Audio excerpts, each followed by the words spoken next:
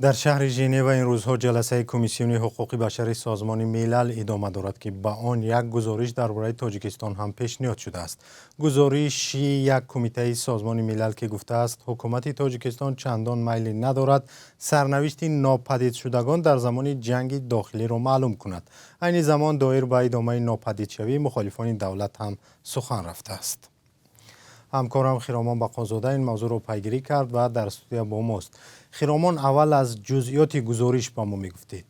بله مومن، گروه کاری سازمان ملل اوید به ناپدیدشوی‌های غیر اختیاری و یا مجبوری 4 سال پیش به حکومت توصیه داده بود که نشانه هزاران نفری بینام و بیدرک شده در زمان جنگ داخلی در تاجیکستان را پیدا کند و بازمانده های آنها را به عزیزانشان برگرداند. به گفته مؤلفان گزارش، حکومت تاجیکستان برای اجرای این توصیه و دیگر طلب‌های سازمان ملل هیچ کاری چشمگیری نکرده است و این چیز از نظر این سازمان ناامید کننده نامیده شده است.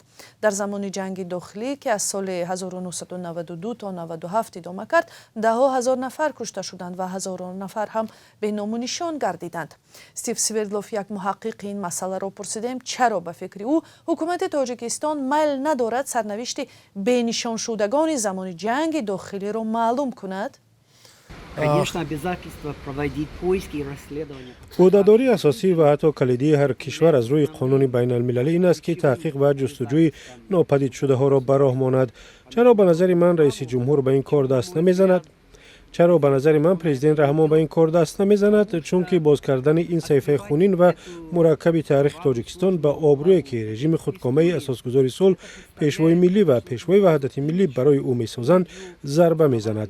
اقدام در این سمت معنای آن را خواهد داشت که باید مرحله‌های بسیار مشکلی تاریخ تاجیکستان بازبینی شوند و حتما سوال‌های ناراحت کننده و حساس را برای مقامات به وجود میارند.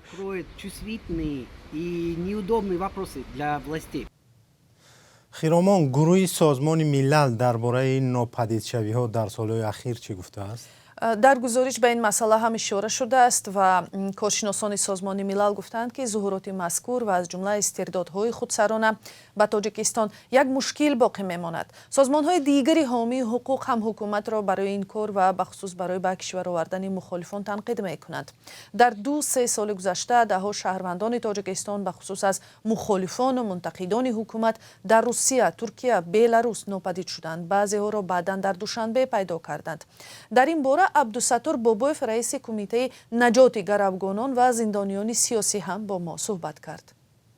10 سال قبل یکی از فعالان سیاسی، احسان آدینایف، برادر فعال سیاسی و اسماعیل آدینایف، دست کشوری روسیه ناپدید شد. الکترس از شهر سنت پترزبورگ تا حال کسی درباره چیز اطلاعات ندارد که در کجا قرار دارد، زنده است و یا در قید حیات هست و یا نیست. هیچ کس اطلاعاتی ندارد نزدیک خونش. محمد صابری عبدالقهار، نماینده سازمان گروه 24 هم میگوید با این راه مقامات میخواهند به دیگر اندیشان و منتقدان دیگر بگویند که خاموش باشند. باید حکومت دیگر اندیشان و کسی که با این حکومت راضی نیست به اونها یک میسیج بدهند که ببینید که کسی بر ضد ما مبارزه میبرد و بر ضد ما صحبت میکند. پس از ربوده شدن شما کسی از شما آگاه نمی شود.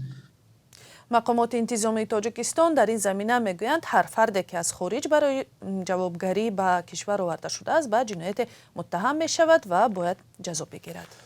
تشکر. همکارم خیرامان بقازاده بود با خلاصه گزارش سازمان ملل درباره ناپدید شدگان در تاجیکستان.